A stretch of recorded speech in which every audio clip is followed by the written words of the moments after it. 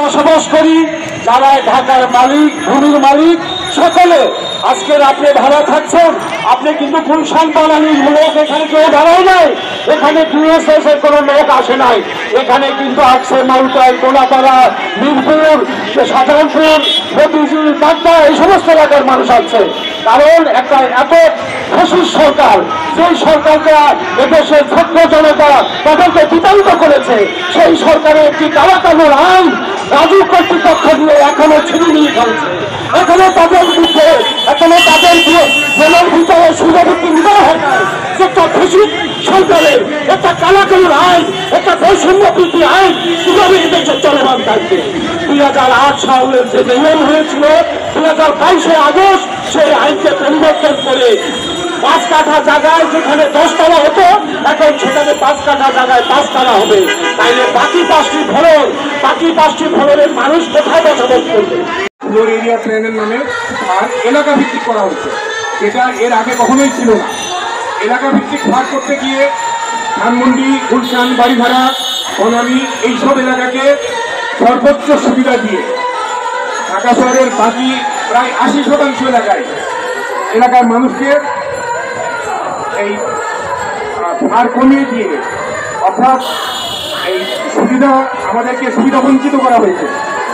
এখানে ভার কমানো হয়েছে এই কথা বলে যে এই এরিয়াগুলো অপরিকল্পিত, এবং যে এরিয়াগুলো পরিকল্পিত সেখানে ভার বেশি দেওয়া হয়েছে। এইটা একই শহরে, একই দেশে এইরকম বৈষম্য চলতে পারে না। যারা ঢাকা, গুলশান, বনানী, বাড়িধারা, ধানমন্ডিতে বসবাস করেন তাদের জন্য এক নীতি, এক আইন, আর ঢাকা শহরে অন্যদের জন্য আরেক আইন, এটা হতে পারে না। এটা কখনোই মানা যাবে না, মানা চাই না। আমরা তাই প্রতিবাদ করছি এবং আমরা বলতে চাই 2008-এর যে বিধিমালা ছিল, সেই বিধিমালা অনুযায়ী ভার, সেই বিধিমালা অনুযায়ী যে ভার ছিল, এই ভার দিয়ে ঢাকার সদর অঞ্চলকে সমভাবে ডেভেলপ করার সুযোগ দিতে হবে। আমরা এই ট্যাবের নামে যে বিধিমালা করার যে চেষ্টা করা হচ্ছে, সেখানে আমরা এও লক্ষ্য করেছি যে এখানে ফ্ল্যাট সংখ্যাও নির্দিষ্ট করে দেওয়া হচ্ছে, সীমিত করে দেওয়া হচ্ছে। যাদের ছোট জায়গা, তারা এতে করে জটিলভাবে ক্ষতিগ্রস্ত হচ্ছে। ধরুন যার 3 কাঠা একটা ফ্ল্যাট আছে, তিনি একটু বেশি ফ্ল্যাট করে দরিদ্র মানুষের জন্য ফ্ল্যাটের সংখ্যা বাড়িয়ে সে একটি বিল্ডিং করতে চায়, কিন্তু এই গ্যাপের আওতায় সেটা করার সুযোগ নাই। অর্থাৎ গরিবের জন্য অথবা যাদের ছোট প্লট তাদের জন্য কোনো সুবিধার কথা এখানে ভালো হয়নি। আমরা যে ট্যাপ এখানে প্রস্তাব করা হয়েছে, সেই ট্যাপ এমনইভাবে করা হয়েছে, এটা এমনই অস্পষ্ট একটা নীতি করা হয়েছে যা ট্যাপের যারা বোঝে না, সেই টাউন প্ল্যানাররাও ভালো করে বোঝে না। এই ট্যাপের যে প্রস্তাবনা, সেটা আর্কিটেক্টরা ভালো বোঝেন না, স্ট্রাকচাররা ভালো বোঝেন না, এবং এটা ব্যাখ্যা করতে গিয়ে, এটা করতে গিয়ে, এটাকে বিশ্লেষণ করতে গিয়ে ব্যাপক ত্রুটি বিচ্ছুতি লক্ষ্য করা গেছে। আমরা এই সমস্ত ত্রুটি বিচ্ছুতি দূর করে আমরা এই ট্যাপের প্রকৃত সংস্কার চাই। প্রকৃত সংস্কার করে যাতে করে ঢাকা শহরের কোনো ভূমি মালিক কোনোভাবে বৈষম্যের শিকার না হয়, আমরা সেই ট্যাপ চাই। আমরা ট্যাপের বিরোধিতা করছি না, আমরা সবসময় ট্যাপের পক্ষে, কিন্তু মানুষকে প্রতারিত করা যাবে না, বঞ্চিত করা যাবে না। আমরা এই তীব্র বিরোধিতা করছি। সংবাদ সম্মেলন করে এই ব্যাপারে বিস্তারিত আপনাদের কাছে বলেছি। তারপরে গত 12 ডিসেম্বর এই বিষয়ে স্মারকলিপি দিয়েছি, লিখিতভাবে স্মারকলিপি দিয়েছি, এবং ওনাদেরকে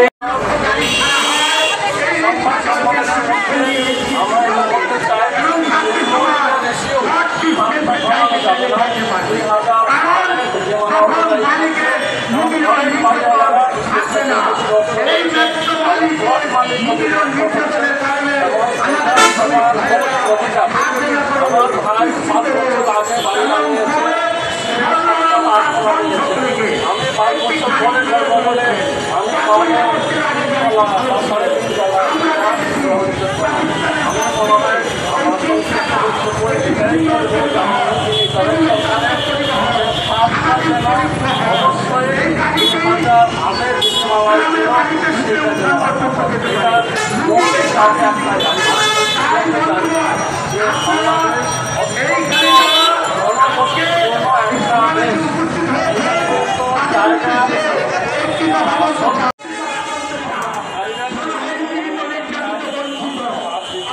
আমাদের দাবি জানিয়েছি।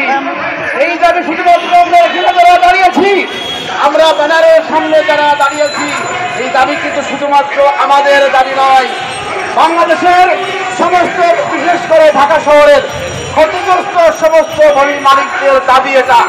আমরা আবেদন জানাতে চাই, আহ্বান জানাতে চাই, আজকে যারা এখানে বক্তব্য দিয়েছেন এবং যারা বক্তব্য দেন সবারই একটাই কথা, একটাই দাবি, বৈষম্য দূর করতে হবে, শেষ করতে হবে। 5 তলা হবে, এক জায়গায় 10 তলা হবে, পাশের বিল্ডিং 5 তলা হবে, সেটা মানতে দেওয়া যায় না, হবে না। সম্মানিত উপস্থিতি, আমরা রাজুকের চেয়ারম্যানকে হুঁশিয়ার করে দেওয়া যেতে চাই। ঢাকা শহরে আমার 5 কাঠা জায়গা, আমার পাশে আরেকজনের 5 কাঠা জায়গা, তিনি 10 তলা করবেন আর আমি মাত্র 5 তলা করার উপর কোনো অনুমতি পাবো না। এর চাইতে বড় জুলুম, এর চাইতে বড় দুর্নীতি, এর চাইতে বড় বৈষম্য আর কিছু হতে পারে না। প্রিয় দেশবাসী, প্রিয় ঢাকা শহরের ক্ষতিগ্রস্ত ভূমি মালিকগণ, আমি আবার ঘোষণা করছি, মাননীয় প্রধান উপদেষ্টা প্রফেসর ডক্টর মোহাম্মদ ইউনূস স্যারের প্রতি আমি আহ্বান জানাচ্ছি, আকুল আবেদন জানাচ্ছি।